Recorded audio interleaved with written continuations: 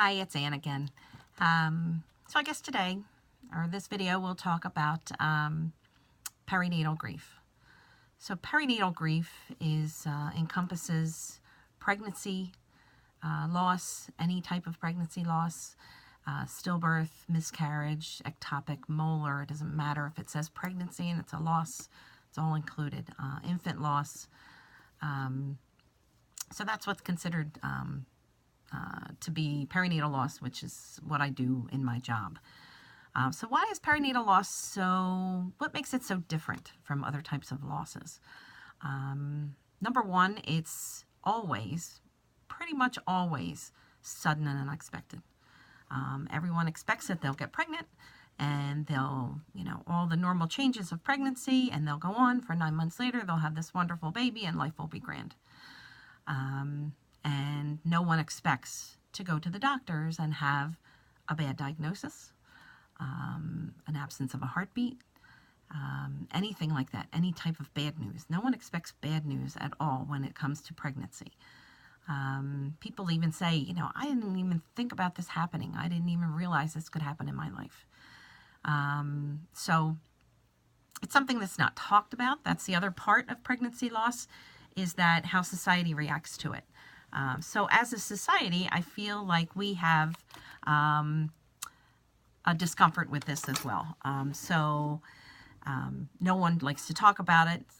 I tell people it's one of the saddest things you can talk about is babies dying. It's truly one of the saddest things that could happen. So that's why I think there's so much of a discomfort level about it. I think there's a lot of other facets that go along with it, though, too. Just from working in the NICU and talking to families throughout the years that I've worked, it's almost an out of sight, out of mind kind of thing. If they didn't see the baby didn't exist to them. So it's easy for them to say, well, you just need to move on. You just need to get over this. Why aren't you over this by now? Because it's, they never saw the baby, so the baby didn't exist, or it was only a baby, as if babies don't matter. People put all of their hopes and dreams into a baby. And it doesn't matter. It doesn't matter the timing of their loss. So someone who loses a baby at 6 weeks, I've seen people lose babies at 6 weeks who are just as devastated to lose a full-term baby, or a baby that lived for a day or a week or a month in the NICU. I tell people, as soon as people see that stick, this is just a pen, but that stick of pregnancy that says pregnant or not pregnant, as soon as they see that pregnant on there, they start planning their whole life. We all do. We all did. If anyone that has children, sometimes people get that reading and say, oh my gosh, what am I going to do? I didn't expect this. But even after that, you start to make plans in your head. Well, geez, if it's a boy, maybe he'll do this. And if it's a girl, maybe she'll do that. And maybe, my child will go on to cure big diseases or to become president, or, what are they going to play baseball? Or are they going to play the piano or whatever? We plan our whole life. What kind of preschools are we going to go to? Who are they going to look like? Who are we going to name them? What are we going to name them? Who are they going to name them after? How are we going to raise them? And all those things come in all at once. So we start immediately making plans and hoping and dreaming for these babies. And all of a sudden, in that instant moment, all of those dreams are crushed. So, it is a very crushing blow to many, many people, and been one throughout the years that has been forced to be suppressed. So many people, in past generations, especially, in my mother's and my grandmother's generation, don't talk about it, put it behind you, let's not talk about it, you just need to move on, you'll get pregnant again, just put it behind you and need to move on.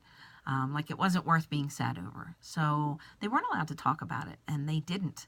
And my mother had, she had loss in her own life. She had, her first pregnancy was a set of twins. And my one sister lived for a day. My other sister is still here with me now, thank God. But my one sister lived for a day. So my mom did name her, which was unusual sometimes at the time for them to name a baby. But I think because she lived for a day, my mother did name her. But she didn't talk about her during my life. I would say maybe a handful of times in my life. my mom would say, Patty, my sister had a twin. Not you lost your sister, because I was 8 years younger. So I guess she didn't feel like I lost a sister, but she would say that my sister had a twin who died. And like I said, it was only a handful of times that she ever said that. And then my mom went on to have my brother who had Down syndrome, which is a different type of grief. It's at the time she didn't know what to expect. She didn't know what was different about him at the time, and she got words like mongoloid and well, he could learn a craft someday, or he could do different things. And she just thought, well, I guess he'll be a carpenter like my husband. And as time went on, she realized that he had special needs that needed to be attended to, and even that was a challenge at the time because there really weren't services like we have today. We're very lucky today. And then I joke with my sister that she had her third pregnancy and achieved perfection and had me. But anyway, that's a little bit of my family background you probably didn't need. But so the sudden and unexpectedness of the loss is really, really devastating to these parents and to their families.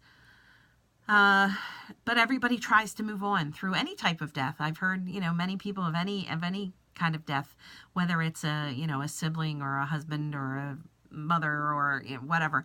Well, I just need to keep moving, and I need to move forward, and I need to get over this or through this, or I tell them, it's not something you get over. Death is never something to get over. It's not a mountain.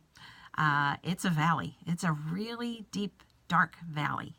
Not to get religious on anybody, but it's a deep, dark valley, and you have to go down and get down and deep into that and feel all those horrible, ugly, dark feelings to be able to come up on the other side and come toward the light and regain some of your life back and incorporate this new normal. As I tell a lot of my parents, you find this new normal in your life. You'll never be, they say, I just want to get back to normal. I just want to get back to the old me. After death, you'll never be the old you. It changes you every time it happens. And I've been through quite a few. It changes you just a little bit every time it happens, sometimes a lot. But according to the severity of the death in your life. But it will change you into accepting it and to just, enveloping it into your life and making it into part of your life and the new normalcy in your life. It takes everybody a different amount of time as well. And, I'm not going to go on to say time heals all wounds. But there is time involved to get through that process, to get through the grief and do all of that grief work takes time. And that's a whole different video on, especially the younger people today and time. I'll save that for another day.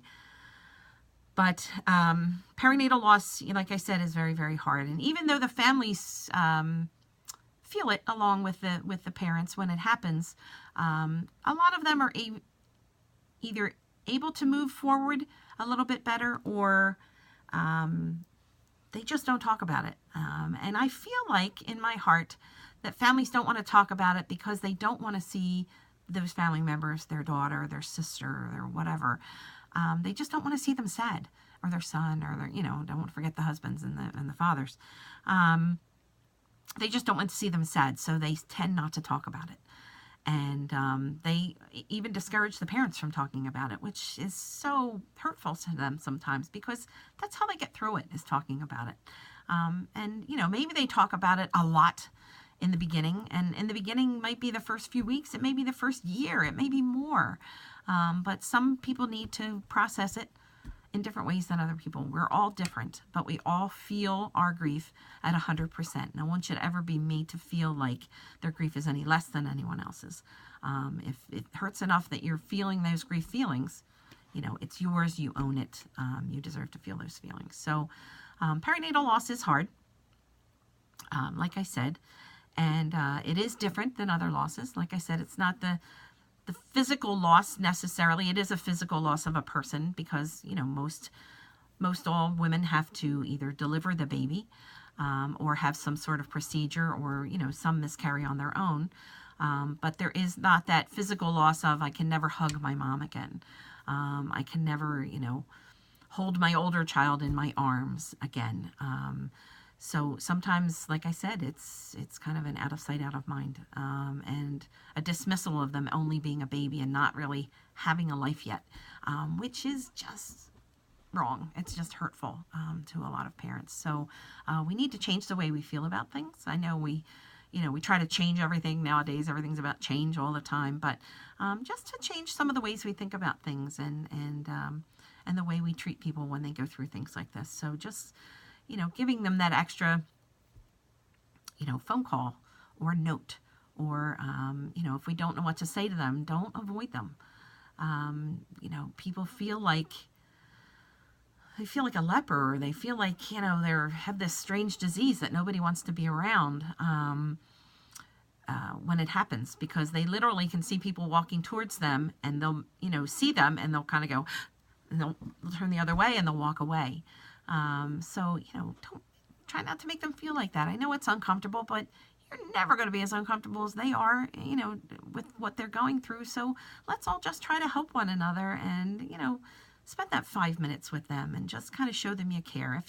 If you can't call them, if you can't go see them in person, if you don't know what to say to talk to them, then maybe write them a note, send them a text. Keep it short. Don't give them a lot of words and platitudes and fixing words, because we'll talk about that later. That's not always helpful. But just, I'm here. I care. I'm so sorry you're going through this. I hate to see, you being hurt this badly. And I'm here, and I care, and I'll listen if you need to. Done. End of sentence. Just a little bit about perinatal grief and perinatal loss. I'll go into it more on some more of the videos. But that's all for today. All right.